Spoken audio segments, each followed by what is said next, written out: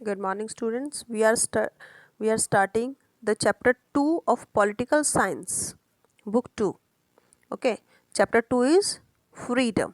Okay, so freedom, ये जो chapter हम स्टार्ट कर रहे हैं, तो सबसे पहले फ्रीडम का मतलब हमें जानना है कि फ्रीडम क्या होता है. फ्रीडम का मतलब है एब्सेंस ऑफ कॉन्स्ट्रेंट्स या absence of restriction.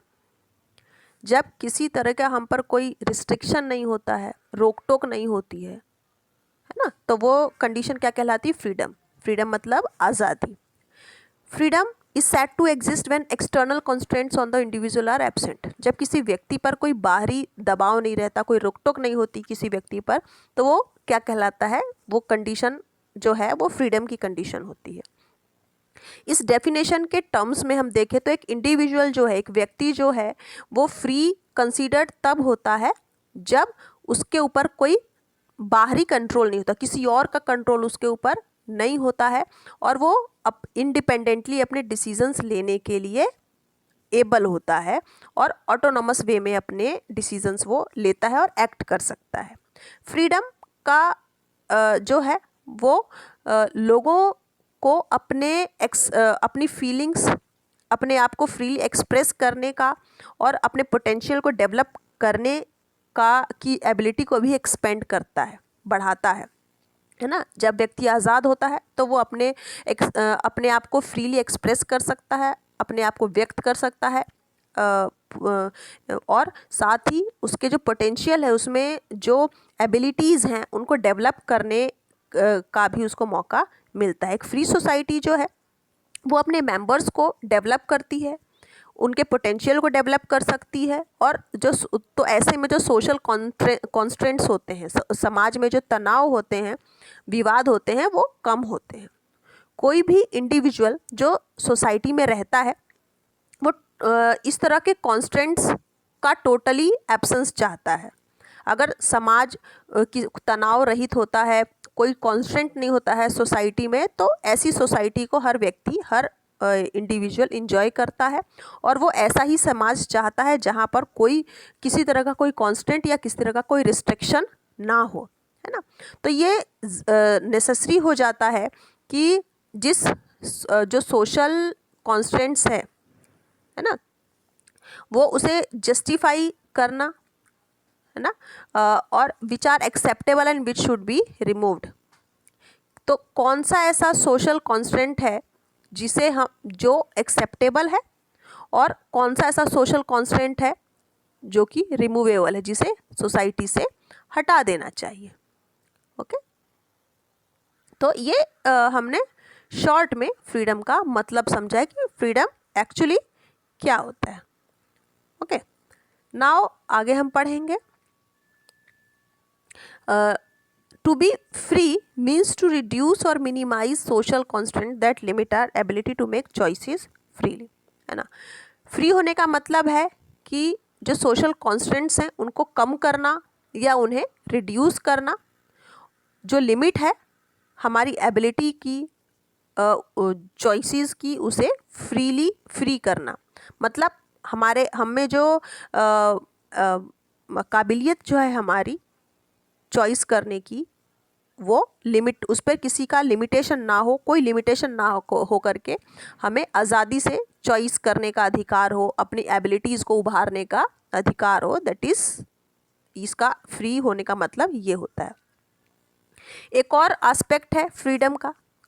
It allows the full development of the individuals creativity, sensibilities and capabilities, B it in sports, science, art, music और एक्सप्लोरेशन. एक और एस्पेक्ट है फ्रीडम का, वो ये है कि जब जिनको फ्रीडम मिलती है, जब व्यक्ति, किसी इंडिविजुअल को जब फ्रीडम दी जाती है, तो वो अपनी क्रिएटिविटी को, अपनी सेंसिबिलिटी को और अपनी कैपेबिलिटी को, चाहे वो स्पोर्ट्स में हो, साइंस में हो, आर्ट्स में हो, म्यूजिक में हो या फिर एक्सप्लोरेशन में हो, वो उसे और ज़्यादा अच्छी तरीके से फुल्ली डेवलप कर सकता है. एक फ्री सोसाइटी जो है वो अपने एनेबल करता है, परस्यू करता है हर व्यक्ति के इंटरेस्ट को बिना किसी कांस्टेंट के, जहाँ पर किसी तरह का कोई कांस्टेंट या किसी तरह का कोई दबाव नहीं होता है. इस तरह का समाज प्रोवाइड होता है जब कोई सोसाइटी फ्री होती है. द सोर्स ऑफ कांस्टेंट्स अब हम पढ़ेंगे the source of constants. Source of constants का मतलब क्या है? जो कॉन्स्टेंट्स हैं, जो हमने पढ़ा कि जो दबाव होते हैं, रिस्ट्रिक्शंस होते हैं, कॉन्स्टेंट्स या रिस्ट्रिक्शंस जो होते हैं वो कैसे, किन किन सोर्सेज के कारण कॉन्स्टेंट्स होते हैं या रिस्ट्रिक्शन लगाए जाते हैं सोसाइटी में। फ्रीडम पर जो रिस्ट्रिक्शंस होते हैं किसी इंडिविजुअल के, वो डोमिनेशन से आते हैं या फिर बाहरी कंट्रोल से आते हैं, एक्सटर्नल कंट्रोल से हो सकता है ना। इस तरह के जो कॉन्स्टेंट्स हैं वो ज़बरदस्ती इम्पोज किए जाते हैं या फिर गवर्नमेंट उन्हें लॉज बना करके इम्पोज करती है, जिसे पावर होती है रूल करने की लोगों के ऊपर, और तो वो अपने रूल्स के पीछे, अपने लॉज के पीछे रूल्स और लॉज बना करके वो पीपल पर फोर्स करता है इन कॉन्स्टेंट को इम्पोज करने का।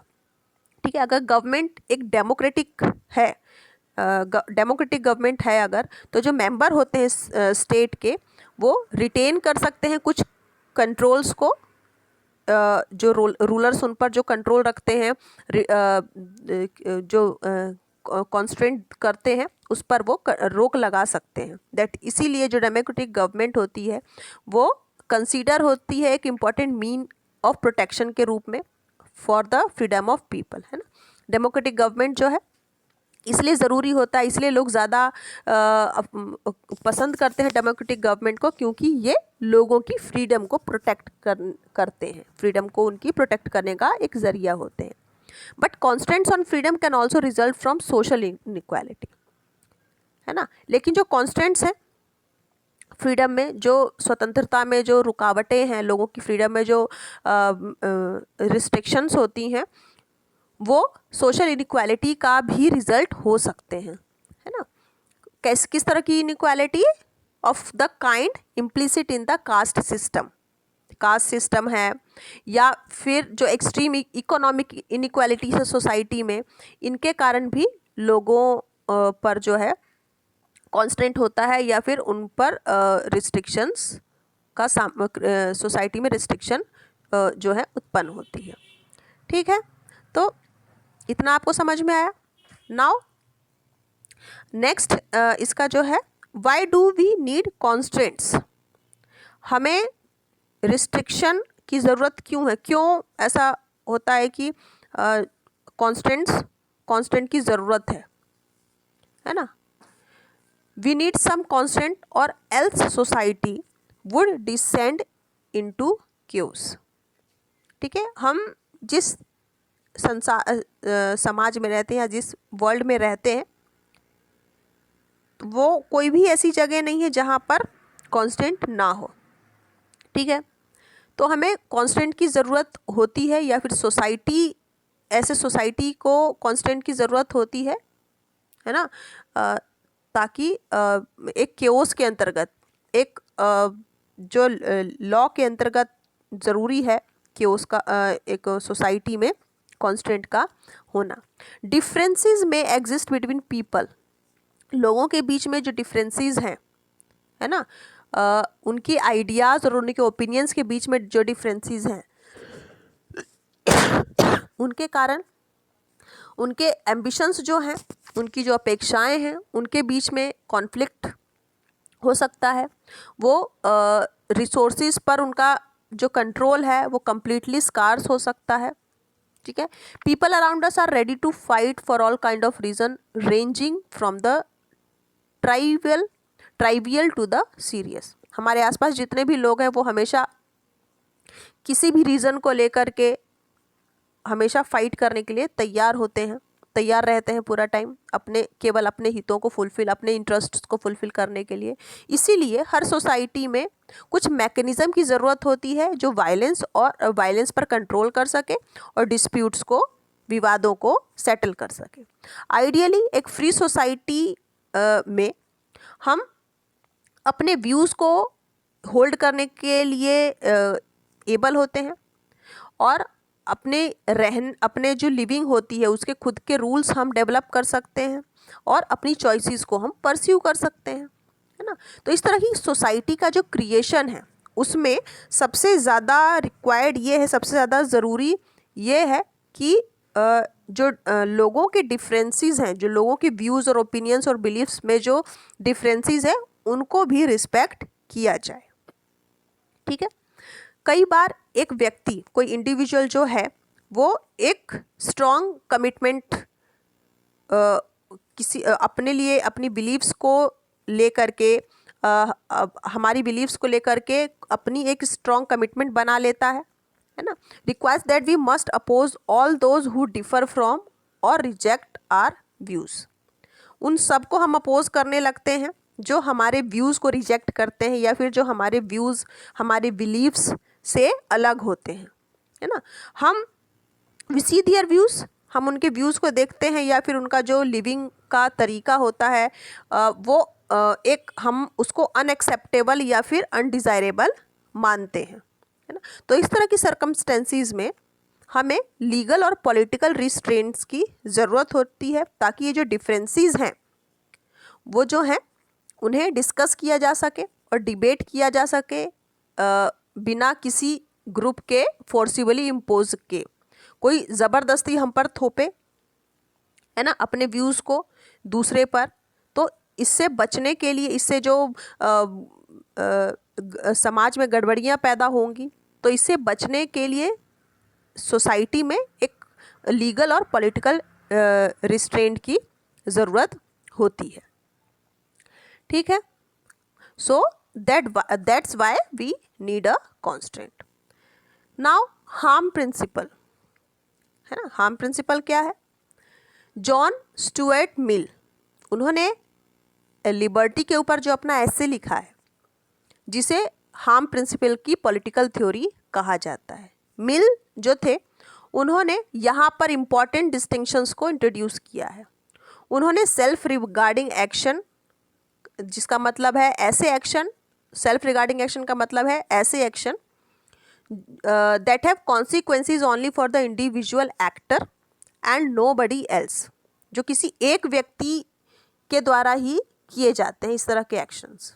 एंड अदर रिगार्डिंग एक्शन, ऐसे एक्शंस जो दूसरों के कॉन्सिक्वेंस में होते हैं।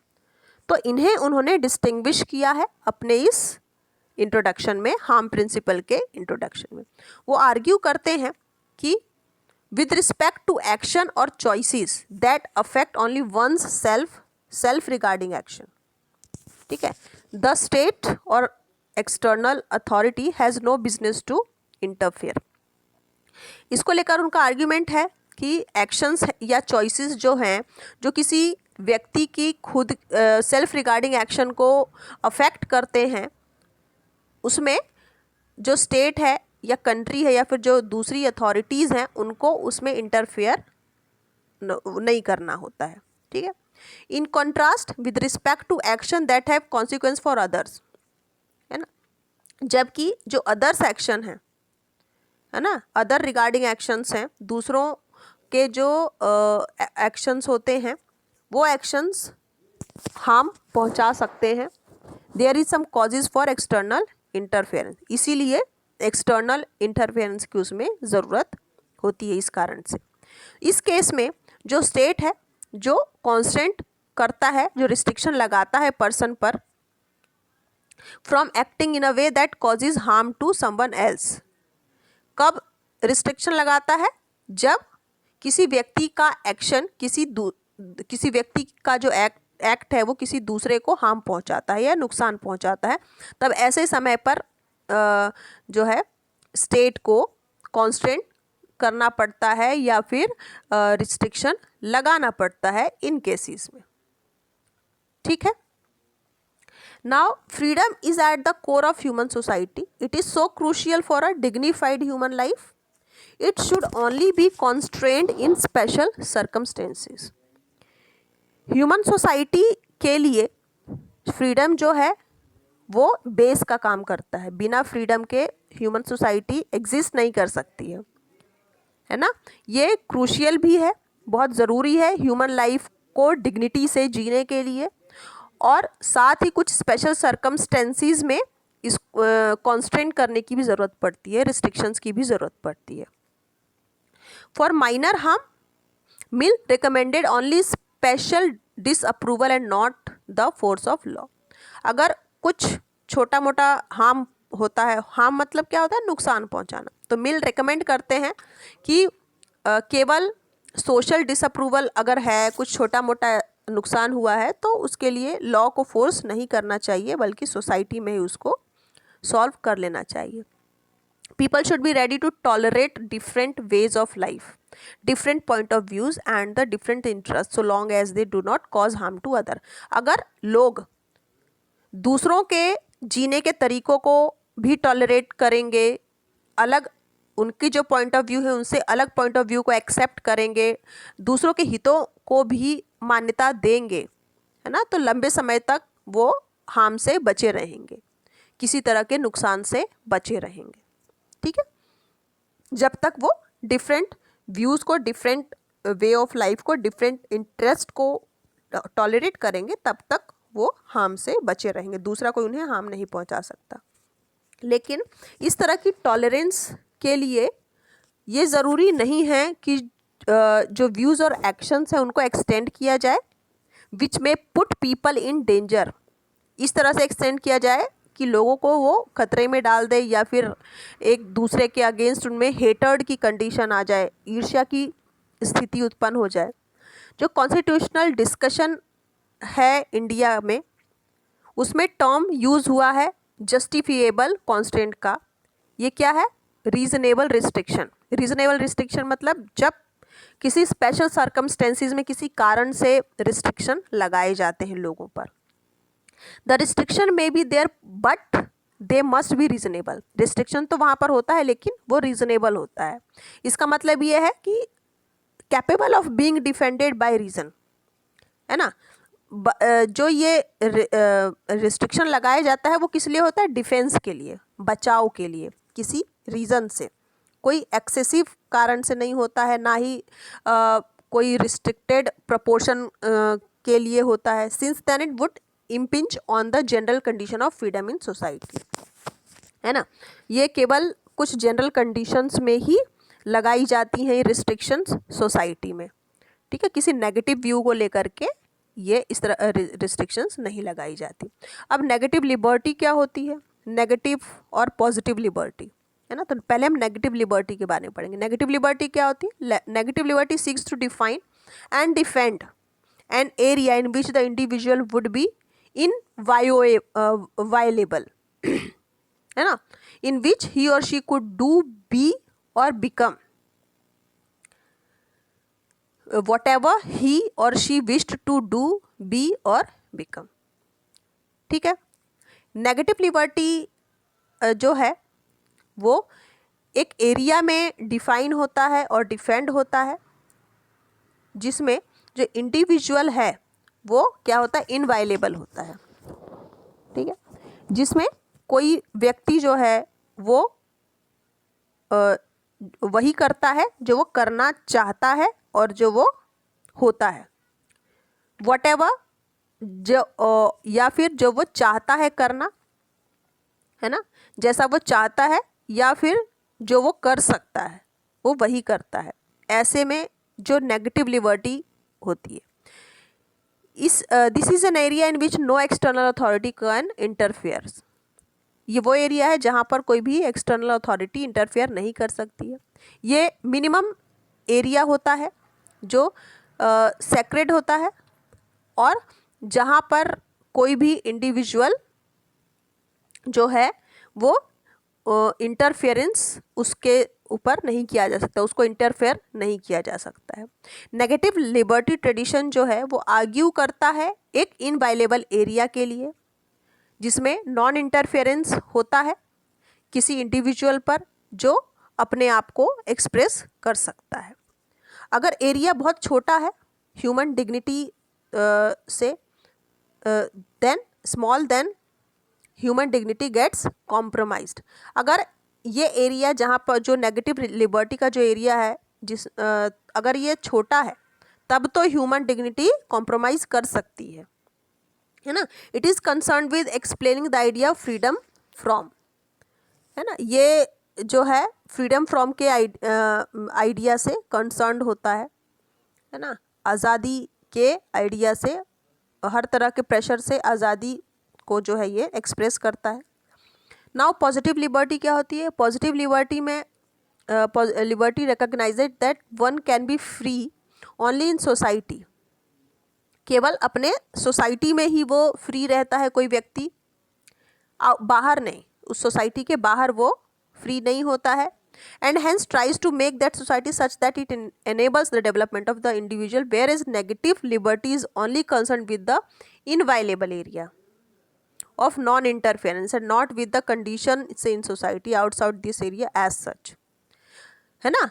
तो पॉजिटिव लिबर्टी में जो है, इसमें कोई व्यक्ति सोसाइटी के अंदर ही फ्री होता है, सोसाइटी के बाहर वो फ्री नहीं होता है, और जो सोसाइटी है उसको एनेबल करती है कि जो इंडिविजुअल है अपना डेवलपमेंट करता है उस सोसाइटी के अंदर ही रहते हुए। जबकि जो नेगेटिव लिबर्टी है वो केवल एक इनवायलेबल एरिया को कंसर्न करता है, जो नॉन इंटरफेरेंस जहाँ पर होता है, और सोसाइटी की कंडीशंस के अकॉर्डिंग वो नहीं चलती है, बल्कि नॉन इंटरफेरेंस के बेस पर चलती है। और ये जो एरिया है आउटसाइड एरिया होता है। जो पॉजिटिव लिबर्टी और नेगेटिव लिबर्टी ये दोनों इस तरह से एक दूसरे के ऑपोजिट वे में होते हैं। Positive liberty is concern with looking at the condition. Positive liberty क्या है? कंडीशंस के अकॉर्डिंग जो होती हैं चलती हैं, कंडीशन के अकॉर्डिंग कंसर्न्ड होती हैं, और जो रिलेशनशिप का नेचर होता है इंडिविजुअल में और सोसाइटी में वो इम्प्रूव होती है इन कंडीशन में, है ना। These condition such that there are fewer constants. तो ऐसे में वहाँ पर जो कॉन्स्टेंट्स होते हैं वो कम होते हैं और इंडिविजुअल पर्सनालिटी को डेवलप होने का मौका मिलता है। The individual to develop his or her capability must get the benefit of enabling positive condition in material, political and social domain, है ना। तो इंडिविजुअल के डेवलपमेंट के लिए उनकी कैपेबिलिटीज़ को डेवलप करने के लिए ज़रूरी है कि पॉजिटिव कंडीशंस बनाई जाएं, चाहे वो मटीरियलिस्टिक हो, चाहे पॉलिटिकल हो, या फिर सोशल डोमेन में हो। The argument of positive liberty are concern with explaining the idea of freedom to. तो पॉजिटिव लिबर्टी का जो आइडिया है ना, ये फ्रीडम टू की आइडिया को से एक्सप्लेन्ड है, ठीक है। ये किस आइडिया पर बेस्ड है? फ्रीडम टू की आइडियाज़ पर, जबकि नेगेटिव लिबर्टी फ्रीडम फ्रॉम के आइडिया पर डिपेंड है या फिर उससे जुड़ा हुआ है। Generally they both to go together and support each other. Generally जो ये दोनों ही हैं, पॉजिटिव लिबर्टी और नेगेटिव लिबर्टी, दोनों ही एक दूसरे को जो है सपोर्ट करते हैं, लेकिन ऐसा हो सकता है कि जो कहीं ना कहीं इनमें तनाव की स्थिति आ जाती है और उनके जो रूल हैं वो जस्टिफाई होते हैं उनके इनवोकिंग आर्ग्यूमेंट से पॉजिटिव लिबर्टी के, ठीक है। तो इस तरह से ये अंतर होता है पॉजिटिव और नेगेटिव लिबर्टी में। Now freedom of expression. Freedom of expression क्या होता है? फ्रीडम ऑफ एक्सप्रेशन,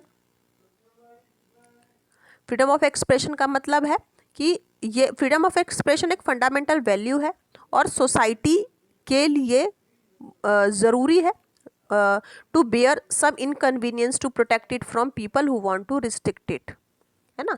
कुछ लोग जो रिस्ट्रिक्शन लगाते हैं दूसरों पर, उनसे प्रोटेक्शन के लिए ये फ्रीडम ज़रूरी होता है, ये फंडामेंटल वैल्यू ज़रूरी होती है। कॉन्स्टेंट ऑफ डिफरेंट काइंड, अलग अलग तरह के कॉन्स्टेंट्स होते हैं जो एग्जिस्ट होते हैं, and we are subject to them in different situation, और उनको हम अलग अलग सिचुएशन में सब्जेक्ट करते हैं, है ना। अलग अलग सिचुएशन में हम उनको देखते हैं।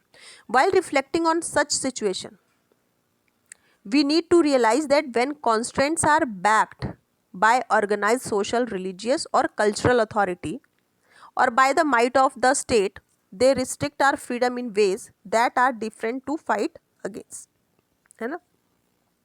जब इस तरह की सिचुएशन को जब हम रिफ्लेक्ट करते हैं तो हमें ये रियलाइज़ करने की ज़रूरत होती है कि जब ये कॉन्स्टेंट बैक होते हैं, जब ये रिस्ट्रिक्शंस वापस जाते हैं एक ऑर्गेनाइज सोशल, रिलीजियस और कल्चरल अथॉरिटी के थ्रू, या फिर स्टेट का की जो पावर है उसके थ्रू, तो वो हमारी फ्रीडम को रिस्ट्रिक्ट करते हैं इस तरीके से कि हमारा जो फाइट एक दूसरे के अगेंस्ट ना हो, ठीक है।